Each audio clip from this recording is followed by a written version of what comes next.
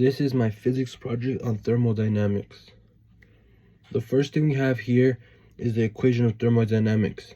This equation describes how heat works together with energy and how it works alongside each other, as well as what it does.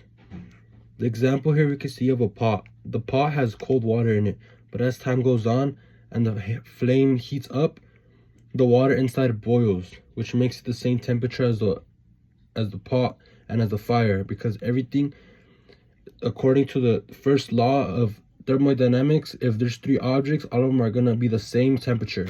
You can see the internals, the cold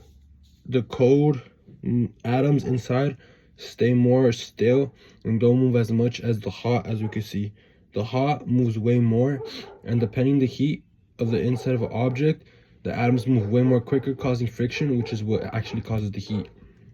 As you can see, the first law says that if there's three objects sharing one heat, they would all turn the same heat no matter what, and the temperature will be the same. As we can see in the second law says energy cannot be created or destroyed, meaning it can only be transferred from one place to another, as shown here. The third law is very, very important. It says heat always goes from hotter to colder, and no way it could go from cold to hot. The hot always transfers to cold. The fourth law says temperature between two objects can never really...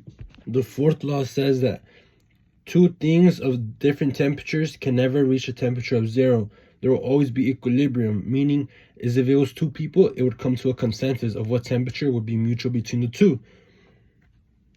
Now onto the systems. First, we have open systems. Open systems are systems that can share energy with their surroundings, no matter how cold or hot it actually is. An example of this would be water. Water can either evaporate or condensate, which means it basically is sweating, as a person would do, in order to cool off or release any heat or cold. The last example and the final one is the closed system. The closed system is one system which can only exchange energy between itself, and it's basically, relatively speaking, an isolated system. An example here, as shown here, would be a balloon on top of a water. No energy could come in or out of said system.